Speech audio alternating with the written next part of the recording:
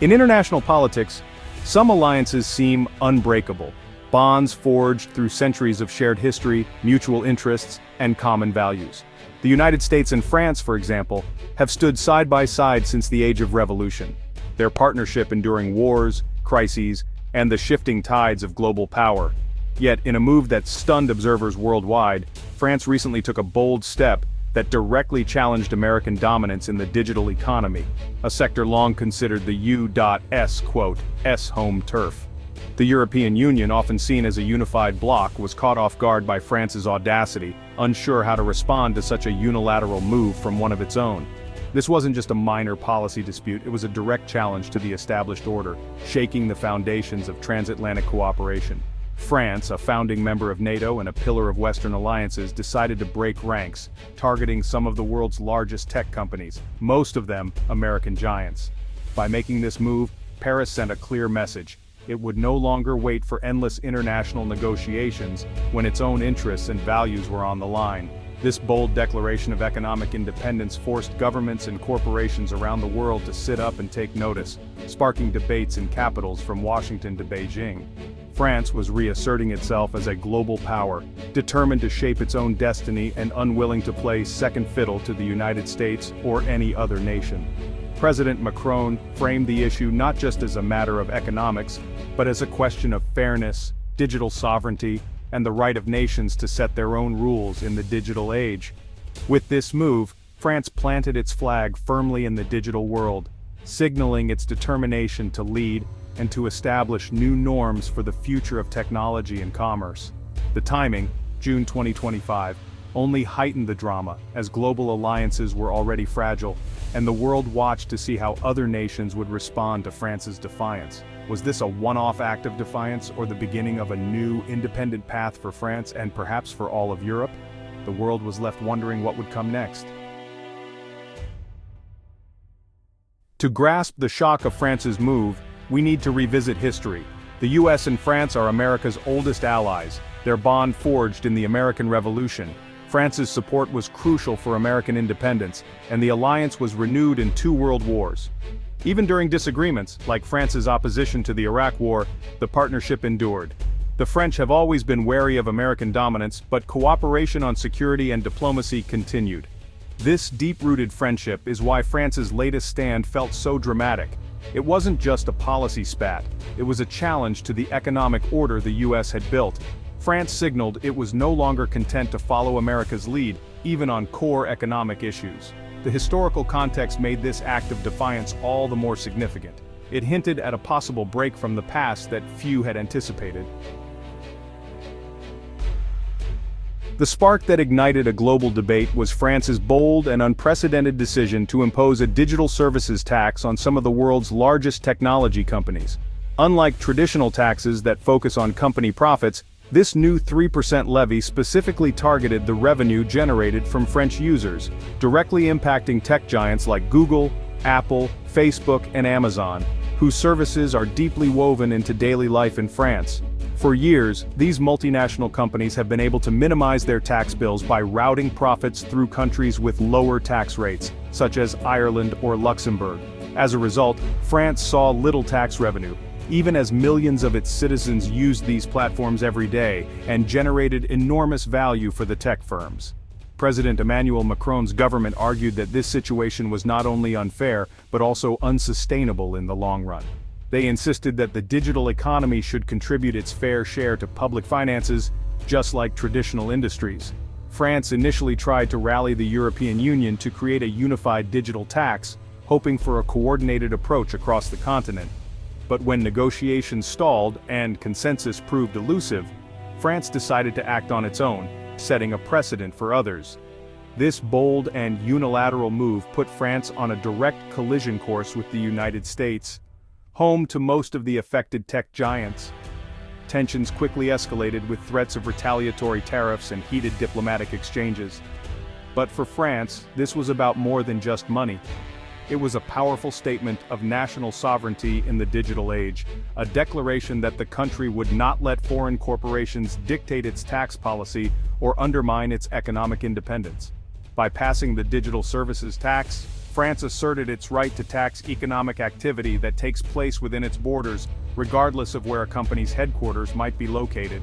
The French government knew it was taking a risk and openly provoking the US, but it believed that standing up for this principle was worth any potential backlash. In the rapidly evolving digital economy, France wanted to be a rule maker, not just a rule taker, shaping the future of global tech regulation rather than simply reacting to it. France's move forced a global conversation about how to regulate powerful tech companies and how nations can assert control over their digital economies. It challenged other countries to rethink their own policies and sparked debates at the highest international levels. In many ways, France's stand became a test of its resolve and leadership in the digital era. And as the world watched closely, the outcome would have implications far beyond its own borders. The EU's reaction to France's solo move was complicated. Officially, Brussels was frustrated. Unity is the EU's strength, and France had broken ranks. But beneath the surface, many European leaders quietly admired France's courage. Countries like Germany and Spain shared France's frustration with tech giants dodging taxes. They had supported an EU-wide tax, but when that failed, France became a test case. Publicly, leaders called for a coordinated approach, but privately, they watched France's experiment closely. If France succeeded, others might follow. France's boldness exposed the EU's struggle to act decisively on key issues. By breaking the deadlock, France advanced the debate more than years of diplomacy ever had. The disruption was risky, but many felt it was overdue. The Trump administration was blindsided by France's move. Accustomed to European allies falling in line, Washington underestimated Macron's resolve. The US saw the digital tax as a direct attack on its tech giants, not a legitimate policy. Trump's team believed threats of tariffs would force France to back down. But they misread the depth of public anger in France over tech companies' tax avoidance. Macron tapped into this sentiment, framing the tax as an issue of fairness and sovereignty. Washington saw a trade dispute. Paris saw a matter of national principle. The US expected compliance, but France was determined to stand its ground. The stage was set for a major transatlantic clash. France's bold move sent shockwaves through international relations, catching many world leaders off guard. The announcement was not just a policy change, it was a statement of intent, signaling that France was ready to challenge the status quo on the global stage. The US-France partnership, once a cornerstone of Western diplomacy, quickly turned into a very public feud. Washington responded with threats of massive tariffs on French goods, escalating tensions, and making headlines around the world. What began as a seemingly technical policy dispute soon spiraled into a full-blown trade conflict, putting thousands of jobs and entire industries at risk on both sides of the Atlantic. The economic fallout was felt in boardrooms and on factory floors alike. Within the European Union, France's decision to act alone initially appeared to weaken the bloc's unity. Some member states worried about the consequences of going solo, but America's aggressive response had an unexpected effect. EU countries soon rallied behind France, viewing the US threats not just as an attack on one nation, but as a challenge to the entire European project. Solidarity grew, and the EU began to speak with one voice. The EU's trade commissioner publicly vowed to stand by France, transforming what started as a bilateral spat into a high-stakes standoff between the United States and the entire European Union. Around the globe, other nations watched the drama unfold with keen interest. France's new law quickly became a template for taxing the digital economy, inspiring debates and legislative proposals in capitals worldwide. International organizations like the OECD suddenly faced mounting pressure to broker a global solution. The urgency to create fair rules for the digital age had never been greater, and the world looked to Paris for leadership. France's defiance elevated its leadership role within Europe, especially as Germany hesitated and the UK was distracted by Brexit negotiations. Paris seized the moment to shape the continent's future. With bold diplomacy and unwavering resolve, France positioned itself as the driving force behind a more independent and assertive Europe, determined to chart its own course in global affairs. The digital tax was just the first real test of this new assertiveness, setting the stage for future battles over technology, sovereignty, and the balance of power in the 21st century. The fallout was immediate: threats, tariffs, and tense negotiations. The US targeted French exports like wine and cheese, aiming to inflict political pain. French industries caught in the crossfire urged their government to compromise. France faced a tough choice: stand firm on principle or protect its economy from US retaliation. The EU prepared its own list of retaliatory tariffs, escalating the standoff. Both sides edged closer to a trade war, with global markets watching nervously. Behind the scenes, diplomats scrambled for a solution. France offered a truce, suspend the tax if the US paused tariffs, giving time for global talks.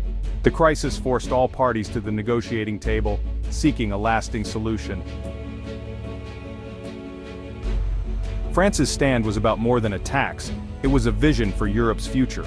Macron championed European sovereignty, the idea that the EU must act independently and defend its interests. The digital tax was the first real test of this philosophy. France called for Europe to set its own rules, invest in homegrown tech and build stronger defense capabilities. But unity is a challenge. Some EU members fear weakening ties with the US. Others worry about economic fallout. France's task is to convince both America and its fellow Europeans to embrace this bold path. The digital tax showdown was a test of whether Europe could withstand pressure and forge its own way. The outcome will shape Europe's role in a changing world. The digital tax clash has changed the US-France-EU relationship for good. It exposed deep differences over fairness, sovereignty, and the rules of global capitalism.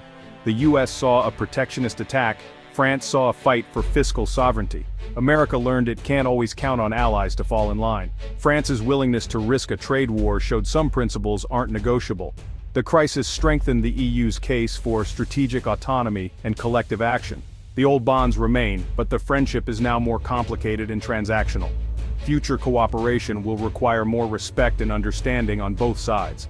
The digital tax saga was about more than money. It was about power and the future of the global order. Old friends must adapt to a new landscape or risk drifting apart. The world is watching to see what comes next.